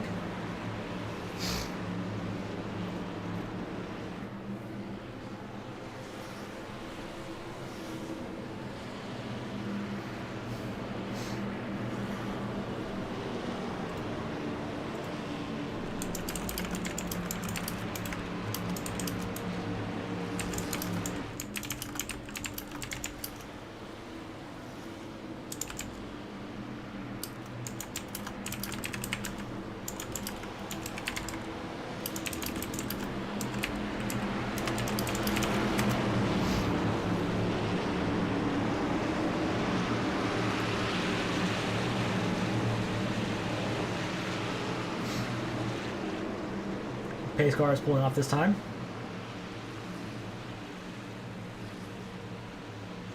There goes down pit lane. We're going to go on board here with the 10. Green flag comes out once again as everybody starts to get back going up once again with 37 laps to go, coming to 36 to go this time by. As 17 gets shot 3 wide. We'll go back here to this 17. You see that 4? The 43 is going to make it 4 wide down the back straightaway. As it seems like a majority of people are starting to calm down and get back to double file. This 88 has company with the 00 with 36 laps to go. Or sorry, no, yeah, 36 laps to go. Coming to 35 next time by. That 00 is getting to the rear bumper of that number 88. And that 00 will fall back quite a little bit, not quite a ways. But that 37 is coming back, and the 028 has gone around. Or sorry, not the 028. This 74, from the looks of it, has gone around.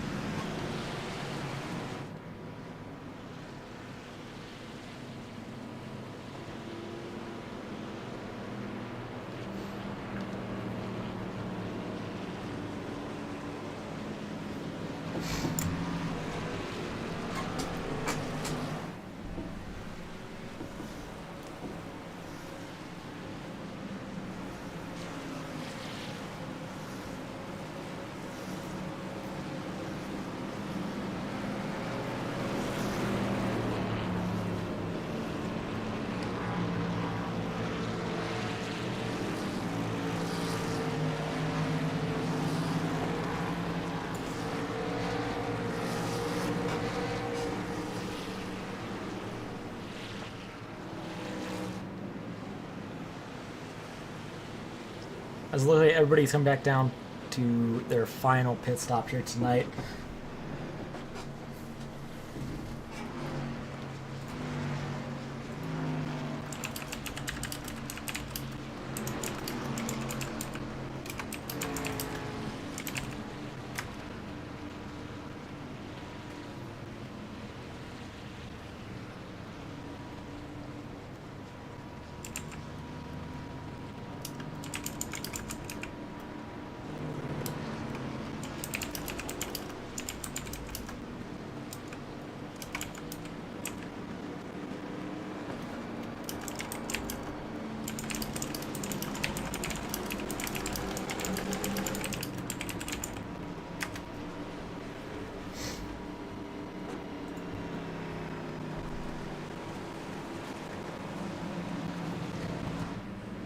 Now, Jordan, we're in the inside to 33 laps to go.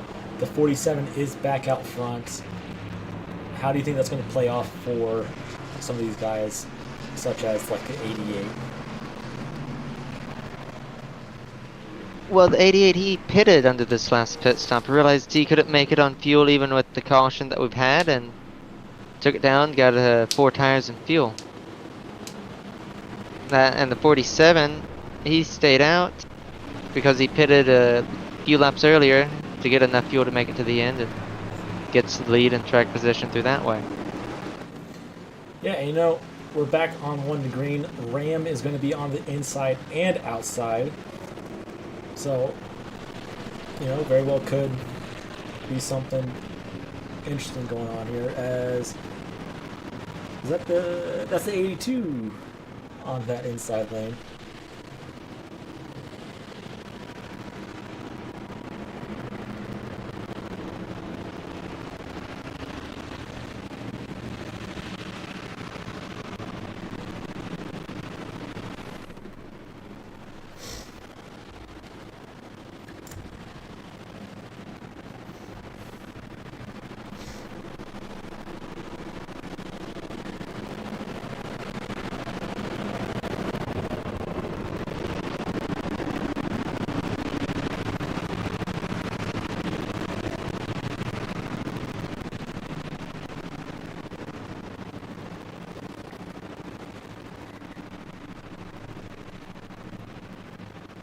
Pace car pulls off. That 47 is coming back to the start-finish line, or the restart zone, and there we go. He's back to this restart zone, and we're back underway here at Chicagoland. Going back into turn 1.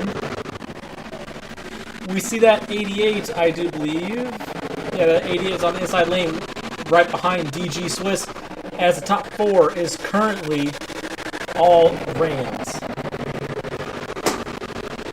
As they are 3 wide further back in the pack, 4 looks like possibly the top 5, but that 88 is going around that outside lane, trying to make the pass on DG to put DG in the 5th position. Never mind, that 47 will snag that 5th position away from that 26 going into turns 1 and 2. That 88 is to the rear bumper of the 17. Whoa! Careful, boys. That 88 was being a little frisky there, but we got the battle for 2nd and 3rd going on. Coming out of turn 4. Well, good Lord Almighty. They are racing like it's almost the last lap, which is not how I would want to look at it, as we still have 30 laps to go.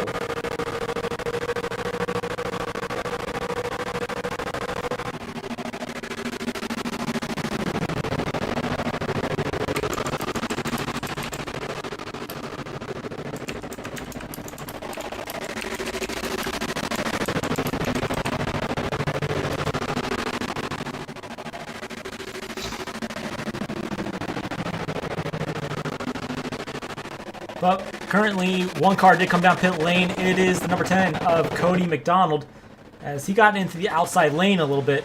But that 47 is still holding off that 88. So right now, 1st place and 2nd place are Dodge's followed by 2 Chevys. Now, Jordan, what exactly would you want to do in this current situation? If I'm the 88, I would want to pass him, get the track position, and be able to control my own destiny. If you have the lead, you can kind of control where the other car has to overtake you. So you get more control, more freedom over, even you get more freedom over which line you want to run, which line you want him to run, which line could maybe even save you tires more, and which line could force him into a situation he doesn't want to be in. For sure, and you know, right now I'm looking back at this number 26. He has fallen to 10th position. That's right around the mark where you said you think he would want to be to make the chase coming up here in the next, I think, 5 races or so. Well, of course, he came back from earlier in the race being spun into turn 3. He was all the way down to like 22nd around that position, and now he's into the top 10, a good recovery. Had a lot of cautions to help him on his way, and now he's here. He can even get a lot more out of this, maybe even a top 5. No, yeah, and you know, he is definitely, when it comes to the long run, he is definitely pretty good on the long run. However, we're going to go back up front as this 88 has snagged the lead away from the 47, but the 00 is right on his tail. Well, you know, that 47 may have something on that inside lane. It'll bring up our onboard deal, and you can see he's about 0.2 seconds behind the 88. Now he is gaining a little bit coming into turn 3 as there is a lap car. The 00 sent it into that corner, made it stick on the inside, is now even with the 88 for the lead, coming to 23 to go. Yeah, you know, we're getting closer and closer to that 20 to go mark, but they were a little bit door banging coming down the back straightaway here. So, as now the 47 is going to make it 3 wide going into 3. 4 wide with a lap car. Heads up 99. 99 getting lapped at the worst possible time for the leaders. No, yeah, for sure on that. But we have only 23 laps to go here at Chicagoland. Now, Jordan, this is getting pretty dicey here at Chicagoland as the 41 of Alex Schwint is coming back out onto the racing surface. So it may be pretty dicey, but the 47 put off an amazing overtake, getting 2 for the price of 1 going into turn 3 on lap 110. That was an impressive move. On the back foot after getting passed by the 88, has older tires, and he manages to go from 3rd to the lead again.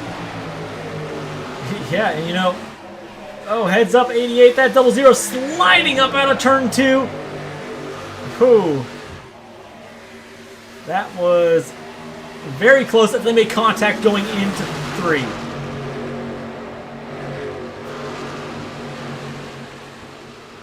Jordan, I think this might be the battle for 3rd coming back around to 21 to go this time.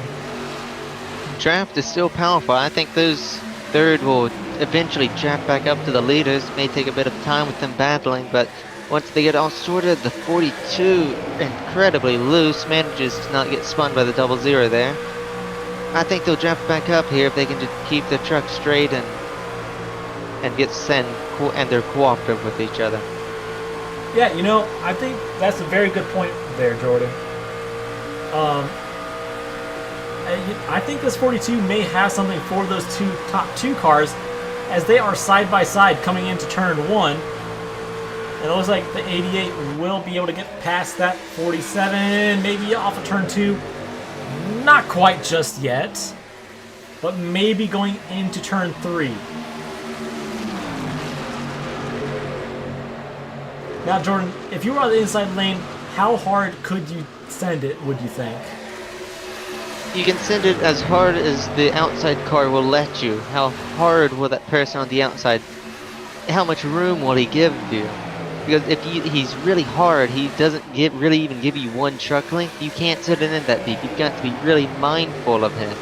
because he kind of controls your destiny. He controls the line you run. But this pack, it's an 11 car pack for the lead. All 11 trucks within a reasonable distance of the leader. It's a really big pack and putting on some impressive battles later on in this race. For sure, and we see that 42. He's looking low, looking high, but right now the battle for first is up front here between this 88 and 47. As we're coming back around to the line to 17 laps to go, as the lap car is right there on the inside lane. He is going to hold that inside apron and let the lead cars go.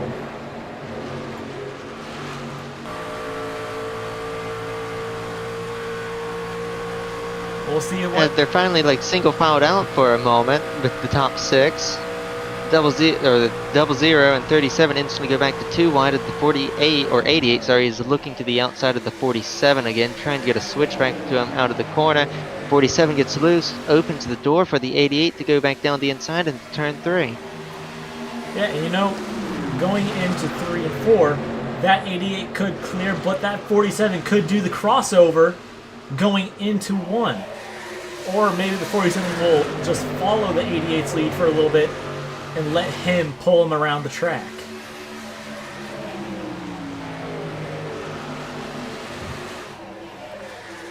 There's not really a whole lot going on here. Maybe a battle for third. Yeah, we got a battle for third between the 37 and 42. As the 37 will fall back in line. One person I do want to go take a look at here is this 26, the DG Swiss, as he is holding on comfortably to that 10th position. So, this is a pretty good point stay for that number 26 machine. With about 15 laps to go here at Chicagoland Speedway. Quite a chaotic night. 8 cautions matching Iowa. So, 8 cautions, but they were all really close to each other. 4 cautions basically back to back twice, creating a big green flag run that even had green flag pit stops in the middle of the race. And looks like we're getting a last 30 lap big battle for the win. Yeah, between 11 cars really close for the lead. You know, that 47 is falling off quite a bit. So, I'm just wondering, he has only 6 lap older tires, so I guess that could make a major difference in that case. Well, a few of those were run under caution, so I don't think it's that huge of a difference. I don't think it would be, unless iRacing updated it. But the top 2 are definitely starting to put a gap on 3rd place. The 42 is loose in the tri-oval part of the track. Yeah, you know, this is our onboard with the 08 machine of Ethan Evers. Now,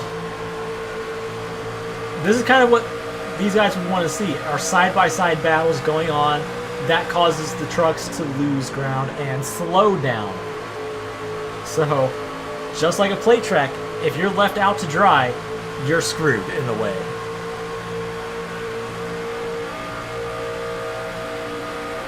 Oh, they're going to almost make it 3 wide.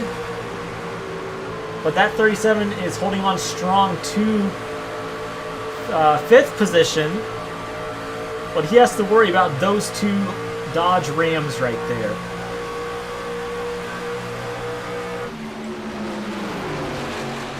'88 is now starting to put a gap on the 47 for the lead. Unless the 47 can change something, change his line, change his style. '88 has this race under control, coming to 11 laps to go. But the battle for 4th is still raging on between 37 00 and the 08 and 017 right behind him. Yeah, you know, I've been in this situation a few times, and it definitely puts a little bit of pressure on you to try to hold that position. And it could make you do something stupid, or it could just cause you to burn your tires off. But that 00, I think he may have burned his tires off, as we have 10 laps to go here at Chicagoland.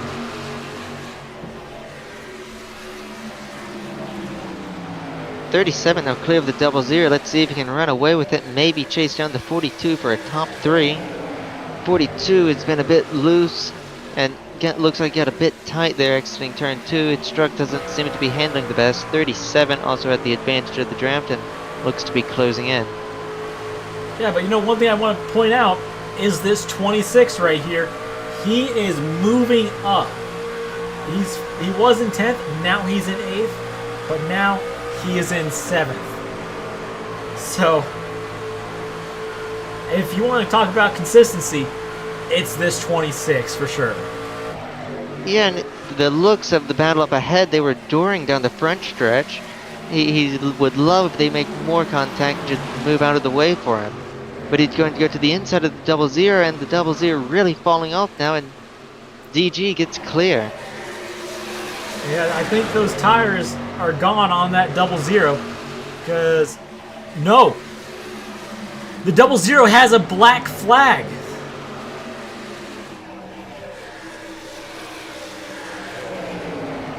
One of those incidents gave him a 4X, and that put him over the X limit for this race.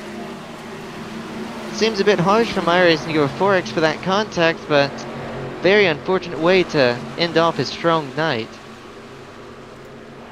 I just saw that on my scoring system, and it said he had a black flag. But that 80... Yeah, but the battle for third is ramping up. It's now a 3-car battle between the 42, 37, and 08. The 26 lurking behind him. Well, you know, yeah, that 26 definitely has the most draft out of these 4 trucks. However, the one thing that you got to look for is what will that draft do coming to the closing laps as we have 6 laps to go here at Chicagoland.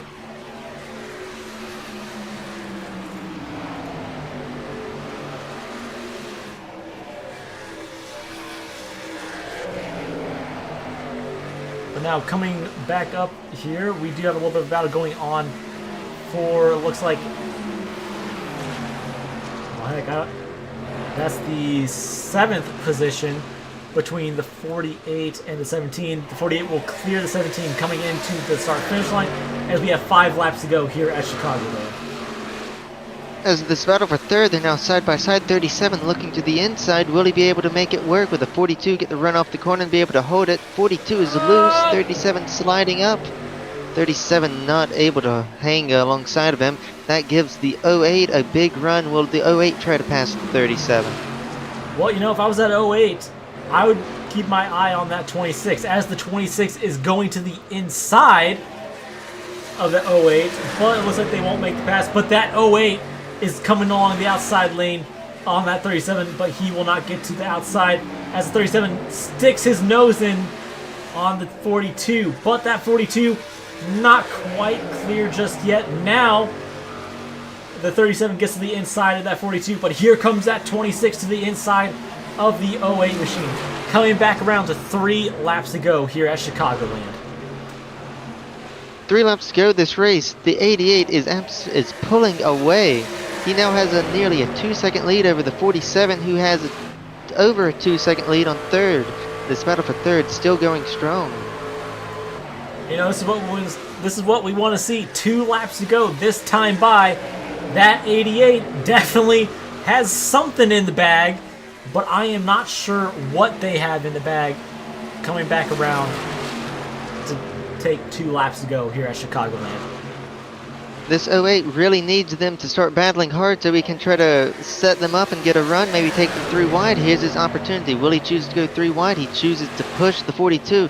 He will be clear, nearly clear of the 37. He'll get the run and draft off the exit of this corner, but DG looking middle of 3. That's not going to work. You know, I'm just wondering if this 26 may shoot low, but now coming back to the white flag this time by, this 88 will take the white flag to make the race official. Whatever happens, happens. That 08 got past the 37. Here comes DG on the outside of this 37 machine going into turn 1. The 08 seems to have found something on the outside. He's been using it to catch and set up these cars. That's how he got by the 37. Will it work coming into the final corner? That 37 has fallen off really bad. That will give that 26 a chance to get 5th. But here they come out of turn 4. They make contact. Hold on to it, DG.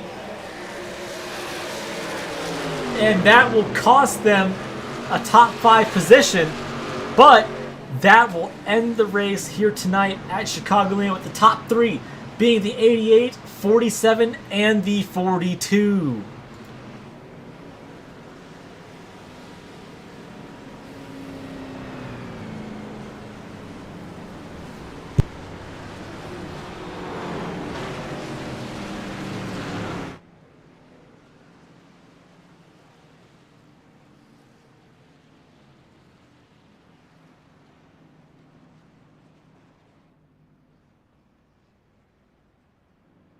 As we will take a step back, do a quick ad break, and we will be back with your top 3 interview.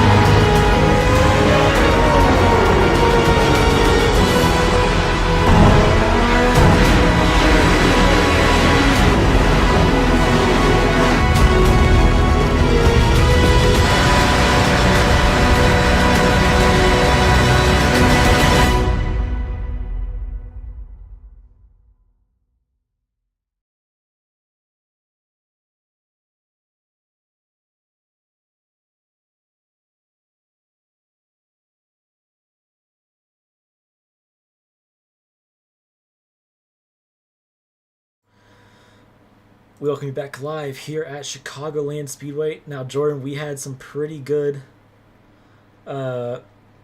racing here tonight. It was a little bit of a caution fest, but not too much of a caution fest.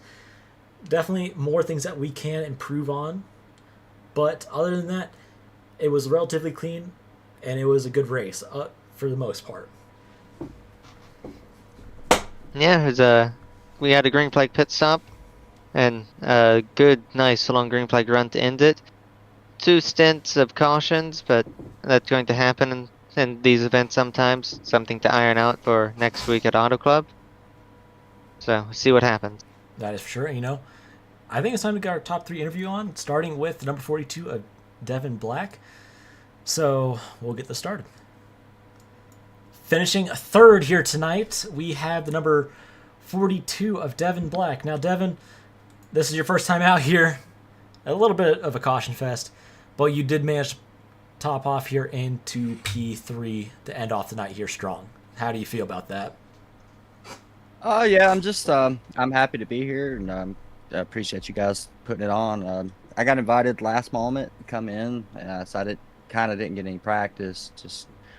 I just tried to come in here, stay clean. I managed to finish the race with 0x, so I think that's one of the bigger achievements with as many cautions as there was. But good race overall.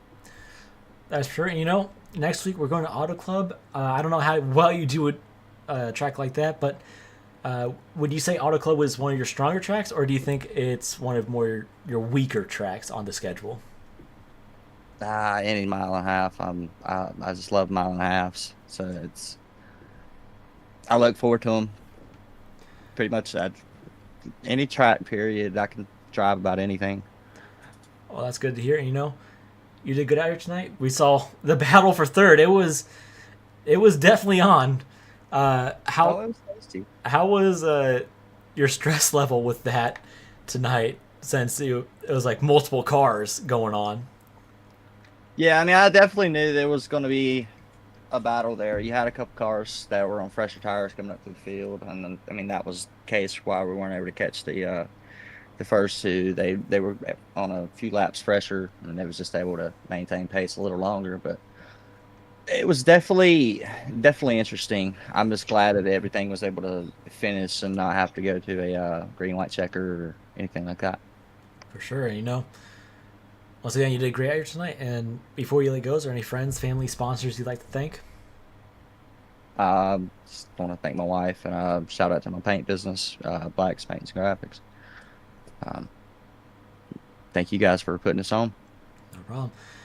And, we'll see you next week at Auto Club for another 200-mile race. And hopefully Auto Club is a lot more cleaner than it was tonight. Yeah, buddy. Thank you. All right. And finishing second here tonight, another newcomer, number 47 of Dalton Hayes. Dalton, we saw you out front for a little bit, but then the 88 got past you. How do you feel tonight overall with your finishing position? Oh, I mean, I had fun, and it was a good race. A little disappointed finishing P2, but all in all, had a good night, and it was fun. So going into Auto Club next week, would you say Auto Club is one of your stronger suited tracks, or would you say it's one of your weaker side tracks on the schedule? I definitely like Auto Club, so as long as my schedule is permitting, I'll probably be back running with all the guys. That is true. And we saw you up front multiple times and lost the lead multiple times, unfortunately. But other than that, it looked like you had a good battle out there with that number 88 machine. And it was pretty entertaining to watch coming to the closing laps of the race. Yeah, I think probably about tires were huge here, so like I think the 4 or 5 laps that I pitted sooner there definitely would have made a little bit of a difference. Justin was definitely quick all race though, so I think if we had exactly even tires, it would have been a really good race, but he still might have got me. Well, that is for sure. And well, before we let go here tonight, is there any friends, family, sponsors you'd like to thank?